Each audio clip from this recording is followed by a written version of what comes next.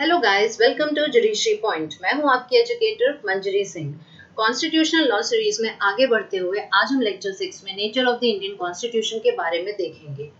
ये एक important topic है pre as well as mains point of view से, और जैसा कि मैं आप लोगों से पहले भी कह चुकी हूँ और आज भी कह रही हूँ कि आप लोग अपनी तैयारी हमेशा मेंस के अकॉर्डिंग करें, क्योंकि आंसर लिखना अगर आपको आता है तो प्री में तो क्वेश्चन ऑप्शंस मार्क करने हैं, वो आप कर ही लेंगे और उसको भी आपको साथ में प्रैक्टिस करते ही चलना है। तो मैं यहाँ पर nature of the Indian constitution बहुत ब्रीफ में नहीं निपटाऊंगी, मैं बहुत ही आपको अच्छे से एक्सप्लेन करूंगी ये टॉपिक, एक वीडियो में नहीं, इनफैक्ट 2 या 3 वीडियो में, जिससे कि क्या होगा कि जितने भी फॉर्म ऑफ क्वेश्चंस बन सकते हैं यहाँ पर आते हैं एग्जाम में, आप खुद देख लीजिएगा प्रीवियस ईयर के क्वेश्चन पेपर्स में। तो आपको एसेंशियल फीचर्स पूछा गया है फेडरलिज्म का, आपसे पूछा गया है कि इंडियन कॉन्स्टिट्यूशन का नेचर क्या है, या फिर आप किसी भी ज्यूरिस्ट की कोड्स लिख दिए हैं और उन्होंने पूछा है कि अब इसको आप कमेंट करें या फिर आप इसको एक्सप्लेन करें। तो मैं इसीलिए इस टॉपिक को थोड़ा डिटेल में डिस्कस करूंगी 2 या से 3 वीडियो में, जिससे कि आज जितने भी तरह के क्वेश्चंस आएंगे आप उसको बहुत अच्छे से आंसर कर पाएंगे। जो लोग इस चैनल पे नए हैं और जिन्होंने अभी तक वीडियो सब्सक्राइब नहीं किया है, kindly subscribe the video. Also आप बेल आइकन पर हिट कर दें, जिससे कि आपको नोटिफिकेशंस की अपडेट मिलती रहे। और अगर आज का वीडियो आपको समझ में आता है, आपको अच्छा लगता है, तो प्लीज़ लाइक करें और ऑल्सो अपने फ्रेंड्स के साथ शेयर करें। कोई भी क्वेरीज एंड सजेशंस है आप मुझे मेल कर सकते हैं ms.judiciarypoint@gmail.com पे, और फेसबुक पेज जुडिशरी पॉइंट भी फॉलो कर सकते हैं। तो सबसे पहले चलिए हम स्टार्ट करते हैं कि कॉन्सेप्ट ऑफ फेडरलिज्म क्या है। कॉन्सेप्ट ऑफ फेडरलिज्म के बारे में मैं इसलिए बात कर रही हूँ क्योंकि मैं खुद चाहती हूँ कि आप लोगों को एक बेसिक क्लियर हो जाए, क्योंकि इंडियन कॉन्स्टिट्यूशन का नेचर फेडरल है, क्वासी फेडरल है, यूनिटरी है, इस बारे में हम समझते हैं और पढ़ते हैं। लेकिन क्या हमने कभी ये जानने की कोशिश पीछे करी है कि एक्चुअली में फेडरलिज्म होता क्या है? तो मैं चाहती हूँ कि उस पॉइंट पे आने से पहले, कंक्लूजन डिराइव करने से पहले या फिर समझने से पहले पूरे टॉपिक को, आपको ये पता होना चाहिए कि एक्चुअली में फेडरलिज्म होता क्या है, क्योंकि इस पर भी क्वेश्चन आता है। तो हम इस पे बात करेंगे। कॉन्सेप्ट ऑफ फेडरलिज्म में फेडरलिज्म क्या है? फेडरलिज्म एक ऐसी फॉर्म ऑफ गवर्नमेंट है जिसमें जो सॉवरेन अथॉरिटी होती है पॉलिटिकल पावर की, वो कई यूनिट्स के बीच में डिवाइडेड होती है। मतलब यहाँ पर एक ही यूनिट वो पावर एक्सरसाइज नहीं कर रही है। दैट इज सेंटर के पास भी पावर है, स्टेट के पास भी है, और साथ में जो लोकल बॉडीज हमारी है, म्यूनिसिपैलिटीज वगैरह, वो भी ये पावर एक्सरसाइज करती हैं। अब आप कहेंगे कि अगर वो साथ में ही ये बॉडीज पावर एक्सरसाइज कर रही हैं, तो ये एग्जिस्ट कैसे करती हैं? एग्जिस्ट ये ऐसे करती हैं कि जो फेडरल का जिस्ट प्रिंसिपल है वो यही है कि सारी बॉडीज साथ में एग्जिस्ट करेंगी, कोऑर्डिनेटली ये काम करेंगी, लेकिन ये इंडिपेंडेंट इनका एग्जिस्टेंस होगा। जो एग्जिस्टेंस है इनका वो इंडिपेंडेंट होगा, मतलब एक दूसरे के वर्क में ये हैम्पर नहीं करेगी। इसको एग्जिस्ट अलग अलग रहना है और अपने अपने दायरे में रह के अपना काम करना है। अब ये क्या आज भी लागू है? नहीं, ये ट्रेडिशनल व्यू था फेडरलिज्म का, पहले हमें ये देखने को मिलता था। अब इसमें थोड़ा चेंज आया है, जिसके बारे में हम आगे चल के देखेंगे। लेकिन फिलहाल के लिए आप इतना जान लीजिए कि फेडरलिज्म क्या है। फेडरलिज्म यही है कि जहां पर सॉवरेन अथॉरिटी जो पॉलिटिकल पावर की है वो यूनिट्स के बीच में डिवाइडेड है, और वो यूनिट साथ में एग्जिस्ट करेगी, लेकिन उनका एग्जिस्टेंस जो होगा वो एक दूसरे से इंडिपेंडेंट होगा। इसी के चलते जो कॉन्सेप्ट मैंने पीछे बात करी, उसके चलते प्रोफेसर बर्च जो हैं वो मिलता जुलता कॉन्सेप्ट बताते हैं। मिलती जुलती क्या बात वो कहते हैं कि federalism is the state of the government in which there is a division of power between one general and several regional authorities, each of which in its own sphere is independent and coordinate with each other. समझ में आया? वही चीज है कि federalism एक ऐसी state of government है जिसमें एक जनरल गवर्नमेंट है, एक जनरल अथॉरिटी है, यानी हम सेंटर कह सकते हैं, और सेवरल रीजनल अथॉरिटीज हैं, यानी छोटी छोटी, हम स्टेट कह सकते हैं, म्यूनिसिपैलिटीज, पंचायत, ये कह सकते हैं। इन सब के बीच में पावर्स डिवाइडेड है, लेकिन ये सब अपने खुद के स्फेयर में काम कर रही हैं, और ये इंडिपेंडेंट है और कोऑर्डिनेट है। मतलब इनका एग्जिस्टेंस अलग अलग है, लेकिन ये साथ मिलकर काम करती हैं। अब फेडरलिज्म के फीचर्स क्या हैं, फेडरलिज्म होता क्या है, ये तो समझ लिया। लेकिन अगर आपको आइडेंटिफाई करना हो कि कहाँ पे फेडरलिज्म एग्जिस्ट कर रहा है, तो आप कैसे पता करेंगे? आपको कुछ तो फीचर्स पता होने चाहिए ना, जिसके चलते आप कहेंगे कि भाई फेडरलिज्म हम कैसे आइडेंटिफाई करते हैं। तो सबसे पहली जो चीज़ होती है वो ये है कि फेडरलिज्म में duality of the government and distribution of power है।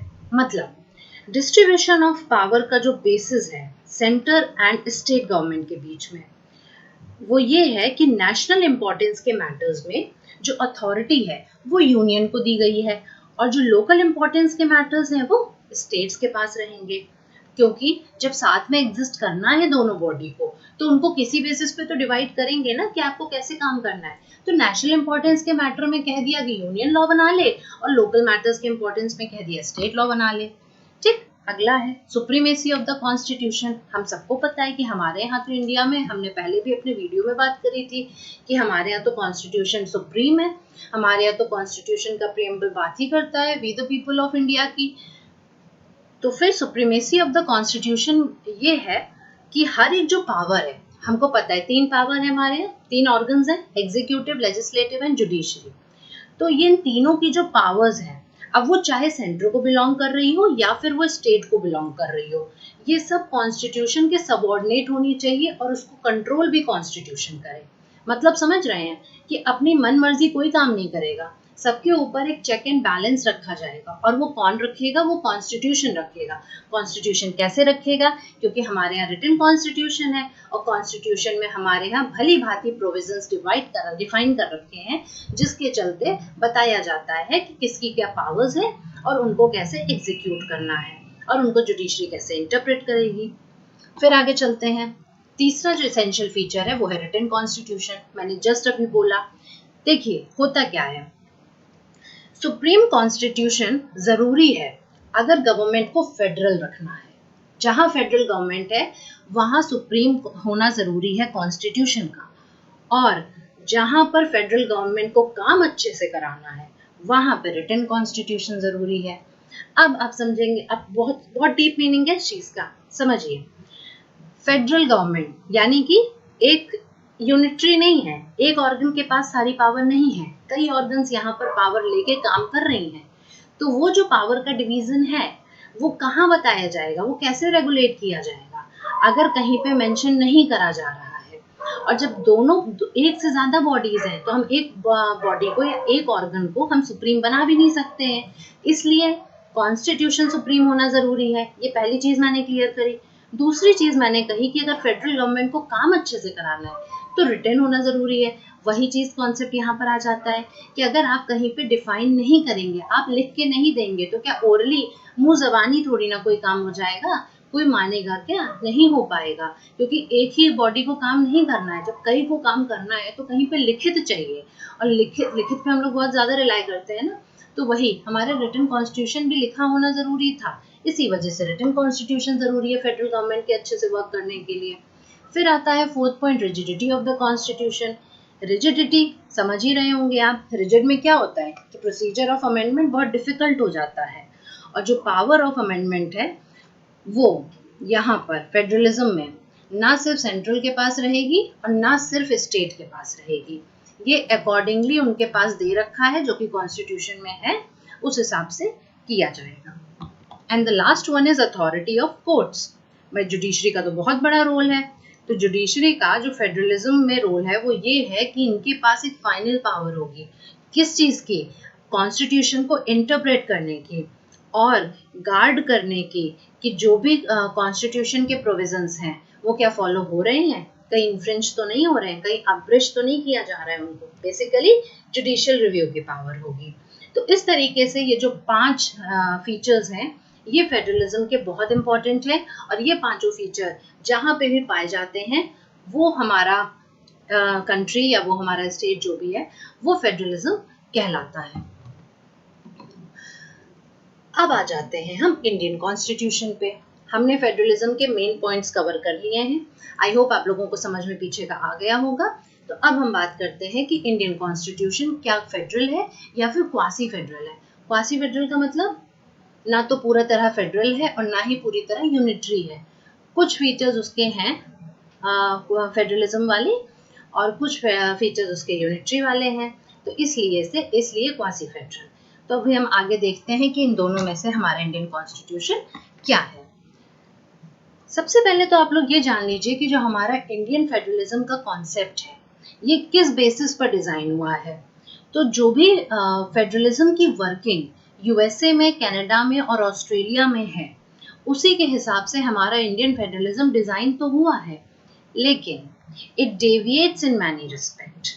ठीक है, और ये अपने खुद के डिस्टिंक्टिव फीचर्स एस्टैब्लिश करता है। अब ये डेविएट जो कर रहा है ना, ये मैं अपने नेक्स्ट वीडियो में बताऊंगी, और ये बहुत इंपॉर्टेंट टॉपिक है। डेविएशन जो है ना, ये बहुत इंपॉर्टेंट है। एक चीज और, ये सिर्फ जुडिशरी एग्जाम के पॉइंट ऑफ व्यू से नहीं बता रही हूँ, एलएलबी एग्जाम्स में भी, जो एलएलबी के सेमेस्टर एग्जाम्स होते हैं ना, उसमें भी ये क्वेश्चन पूछा जाता है। तो एलएलबी वाले बच्चे अगर ये वीडियो देख रहे हैं तो वो भी ये ध्यान से देखें, उनके लिए एक आंसर तैयार हो जाएगा।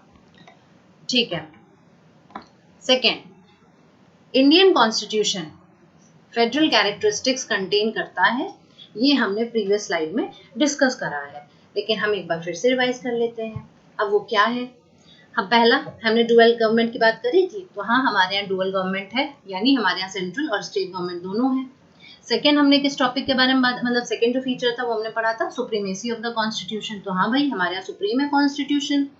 थर्ड हमने पढ़ा था रिटन कॉन्स्टिट्यूशन, बिल्कुल हमारे यहाँ है, आप सबको पता है। Fourth, rigid constitution. रिजिड में थोड़ा है कंफ्यूजन, क्यों? क्योंकि इतने सारे अमेंडमेंट्स हो चुके हैं, तो क्या हमारा कॉन्स्टिट्यूशन रिजिड है? नहीं, डाउट है ना। लेकिन रिजिड के बजाय हम कह सकते हैं कंट्रोल्ड कॉन्स्टिट्यूशन, है ना।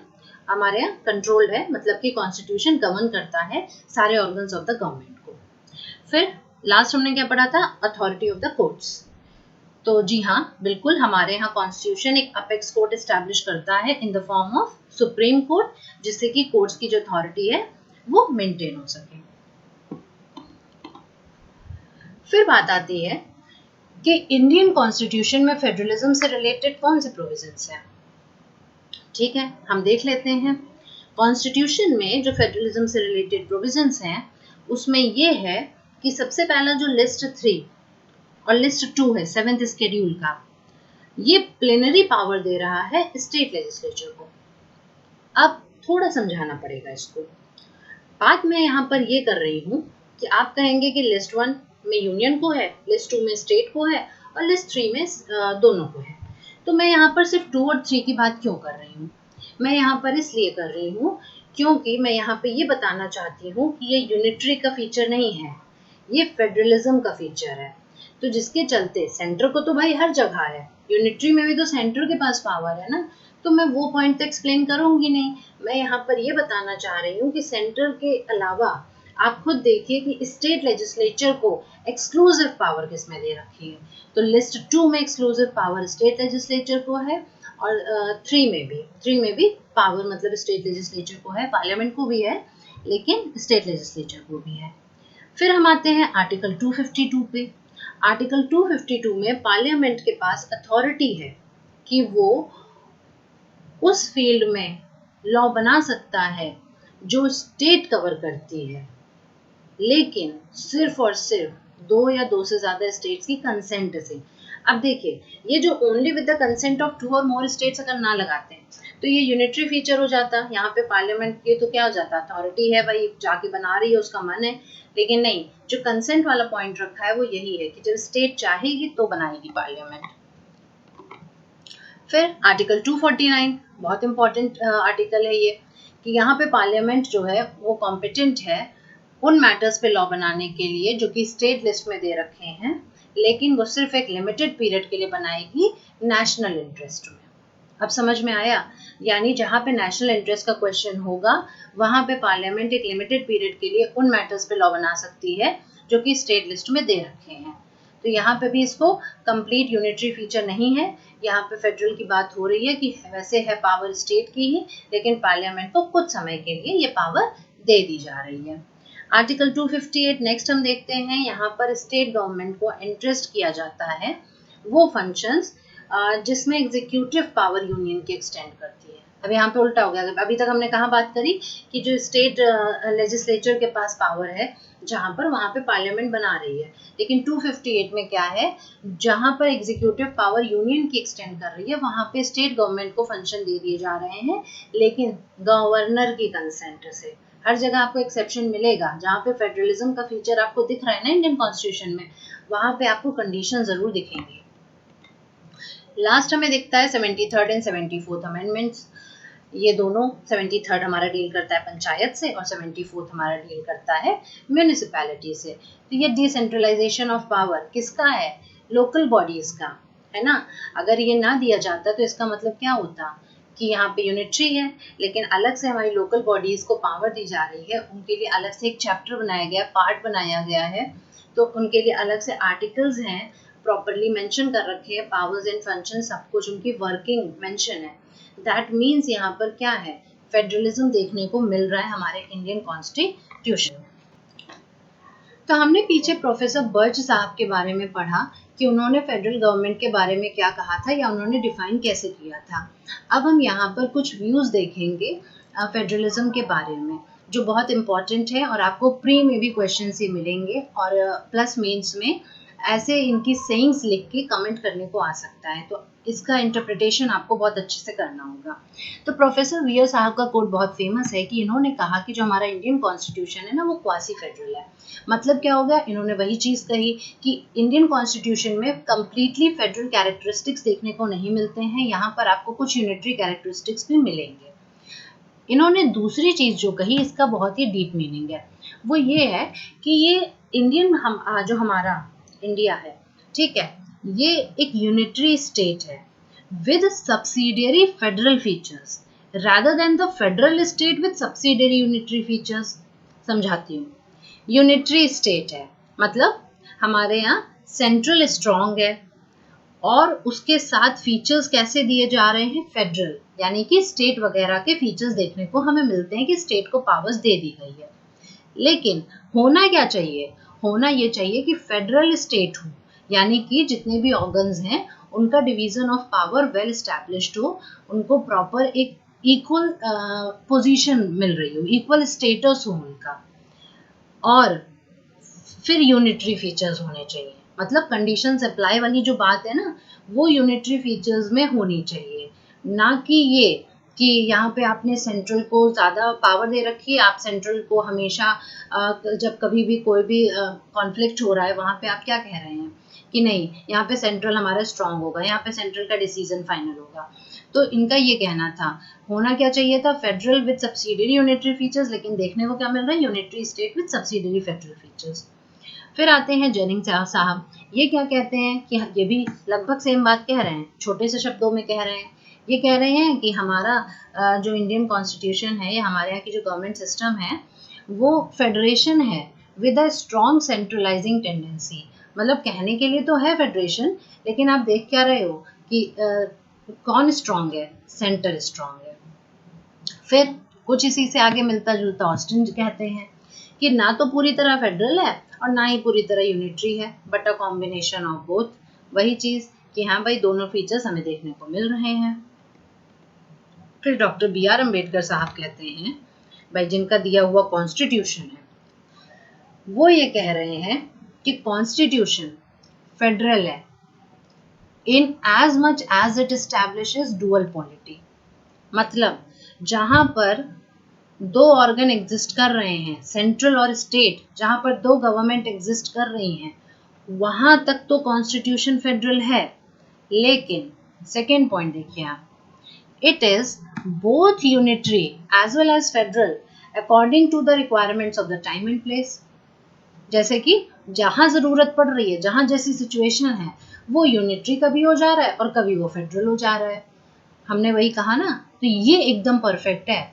आई अग्री विद दिस, यहाँ पर फिट बैठ रहा है हमारा इंडियन कॉन्स्टिट्यूशन। आपको खुद देखने को मिलेगा कि यहाँ पर आपको फेडरल फीचर्स तो कम मिले। अभी हमने फेडरलिज्म से रिलेटेड जो प्रोविजंस देखे वो बहुत कम है, लेकिन अभी हम यूनिटरी फीचर्स जब देखेंगे ना तो आपको लगेगा ये तो आधा कॉन्स्टिट्यूशन है। तो इसीलिए मैंने इसको डिवाइड कर दिया इतने पार्ट्स में। अकेले वीडियो बना पाना इस पर पॉसिबल एक वीडियो में ना हो पाता। तो इतना हमने आज पढ़ा कि क्या क्या देखा हमने सबसे पहले तो देखा भाई फेडरलिज्म का कॉन्सेप्ट क्या है, उसका मीनिंग क्या है। सेकंड मोस्ट इंपॉर्टेंट चीज़ हमने देखी एसेंशियल फीचर्स क्या है फेडरलिज्म के।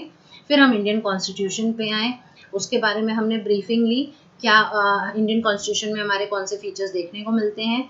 फिर हमने इम्पॉर्टेंट व्यूज़ देखे। अब इसके बाद समझ में क्या आता है, समझ में ये आता है कि इंडियन फेडरलिज्म एक यूनिक है। मतलब ना तो यहाँ फेडरल मिला या ना तो यहाँ यूनिटरी मिला, बल्कि ये क्वासी फेडरल एक तरह से देखने को मिल रहा है। और वो क्या है, यूनिक है। मतलब ये ऐसा फेडरल स्ट्रक्चर इसने अडॉप्ट कर रखा है जो कि हमें शायद ही कहीं और देखने को मिलता है। और इसलिए भी यूनिक है क्योंकि जो इसका फॉर्मेशन है वो बहुत ही अलग है। हम यूनियन से स्टेट हुए हैं, हम स्टेट से यूनियन नहीं हुए हैं। हम यूनियन थे और उसके बाद हम स्टेट्स रिकॉग्नाइज देखने को मिलते हैं।